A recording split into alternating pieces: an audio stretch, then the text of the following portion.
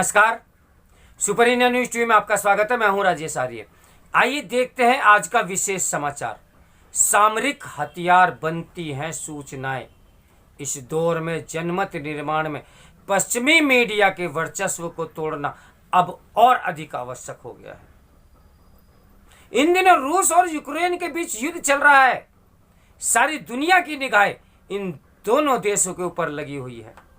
इसके अलावा साइबर मैदान में भी एक लड़ाई हो रही है जिसे हम सूचना युद्ध के नाम से जानते हैं, जहां इंटरनेट और मीडिया कंपनियों के सहारे छवि निर्माण की होड़ मची हुई है।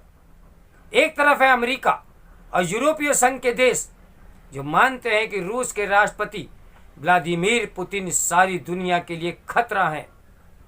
दूसरी ओर है रूस के राष्ट्रपति सारी दुनिया को यह समझाने में लगे हैं कि रूस का गौरव सर्वोपरि है। किसी युद्ध में जब हम किसी देश के बारे में राय बनाते हैं तो उसमें मीडिया से मिली सूचनाओं की बड़ी भूमिका होती है। हालांकि युद्ध अपने आप में खुद समस्या है, इससे किसी समस्या का समाधान नहीं हो सकता, लेकिन इंटरनेट मीडिया के इस दौर में जनमत निर्माण का काम सिर्फ कुछ जनमत निर्माताओं यानी मीडिया के भरोसे नहीं छोड़ा जा सकता, क्योंकि वे अपना हित साधने वाली बातें ही जनता तक पहुंचाते हैं। इससे दूसरे पक्ष की आवाज लोगों तक नहीं पहुंच पाती। शायद यही वजह है कि रूस ने अमेरिकी कंपनी मेटा यानी फेसबुक के बाद ट्विटर पर भी रोक लगा दी। रूसी सरकार का आरोप है कि दोनों साइड उसके खिलाफ दुष्प्रचार कर रही हैं। फेसबुक ने रूस की स्थानीय मीडिया पर यूक्रेन से उसकी सैन्य कार्रवाई का विज्ञापन चलाने को लेकर रोक लगाई थी। जवाब में फेसबुक ने पूरे यूरोपीय संघ में रूसी राज्य मीडिया आउटलेट आरटी और स्पुतनिक को ब्लॉक किया। गूगल ने भी रशिया टुडे और स्पुतनिक के यूट्यूब चैनल को ब्लॉक कर दिया है। अमेरिका का इतिहास ही ऐसी नीतियों का रहा है कि उसने व्यावसायिक हितों की पूर्ति करे।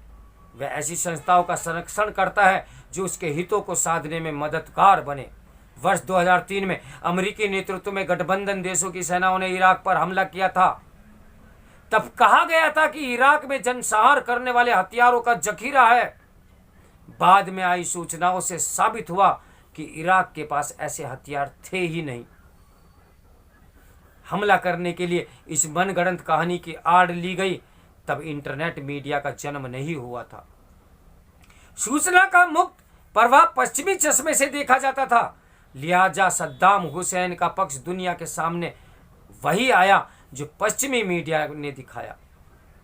इंटरनेट ने जनमत निर्माण के इस खेल को आज भले ही पलट दिया हो, लेकिन इसमें इसका व्यावसायिक पक्ष भी एक दूसरा पहलू विकिलीक्स से जुड़ा है। विकिलीक्स का जन्म ही इंटरनेट की ताकत और विस्तार के कारण हुआ। इस पर सबसे पहले चोट अमेरिका ने ही पहुंचाई। विकिलीक्स द्वारा जारी किए गए सैकड़ों गोपनीय कूटनीतिक संदेशों से सारी दुनिया अमेरिका के दोहरे रवैये को जान गई थी। इस खुलासे से इंटरनेट मीडिया को नया आयाम मिला। आमतौर पर समाचार पोर्टल, टीवी और अखबार की सामग्री से खबरें बनाते थे, पर पहली बार किसी वेबसाइट से आई सामग्री टीवी और अखबारों की खबरों का आधार बनी। आज अमेरिका, जर्मनी, ब्रिटेन समेत तमाम देश रूस और उसके सहयोगियों पर आर्थिक प्रतिबंध लगा रहे हैं। उसी के साथ जनमत बनाने का भी खेल चल रहा है। शुक्र है कि मुफ्त इंटरनेट मीडिया हमारे बीच मौजूद है, जो सबकी बातें प्रमुखता से लोगों के सामने रख रहा है। वैसे भी कूटनीति में कोई भी फैसला 2 दूनी 4 नहीं होते और कोई भी पक्ष पूरी तरीके से दोष या निर्दोष नहीं होता। यह वर्ष 2003 नहीं है जब दुनिया के कुछ ताकतवर राष्ट्रों ने एक अनाम रिपोर्ट पर एक देश को युद्ध में झोंक दिया था।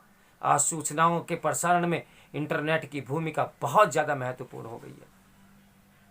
पश्चिमी मीडिया के इस नजरिए का शिकार भारत भी रहा है। साल 2052 समस्या और भारत के कई शहरों में पूर्वोत्तर के निवासियों का पलायन हुआ। सरकार ने इसके लिए इंटरनेट मीडिया पर फैली अफवाहों और भड़काऊ तस्वीरों को दोषी माना। कार्रवाई करते हुए 245 वेबसाइटों को ब्लॉक भी कर दिया। सरकार के इस फैसले के बाद अमेरिकी विदेश मंत्रालय की तत्कालीन प्रवक्ता ने बयान दिया कि अमेरिका इंटरनेट की आज़ादी के पक्ष में है। भारत सरकार मानवाधिकारों के प्रति अपनी प्रतिबद्धता जारी रखे।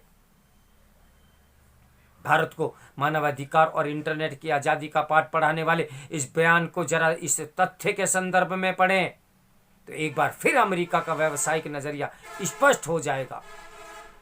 पूरी दुनिया की अर्थव्यवस्था विकास केंद्रित हुई है। इसकी गति को बढ़ाने में इंटरनेट की बहुत बड़ी भूमिका है।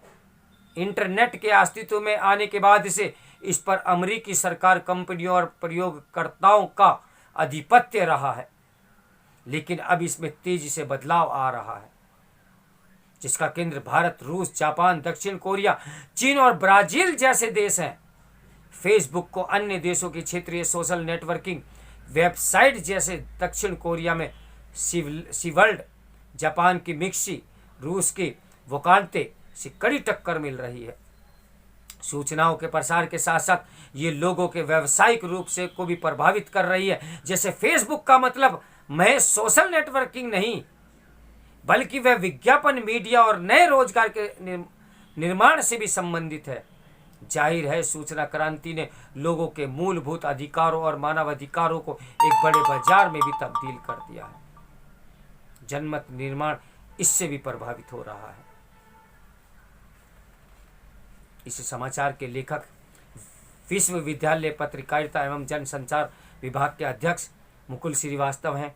तो मेरे साथ बने रहिए सुपर इंडिया न्यूज़ टीवी की ब्रेकिंग न्यूज़ के लिए। नमस्कार, मैं हूं राजेश आर्य।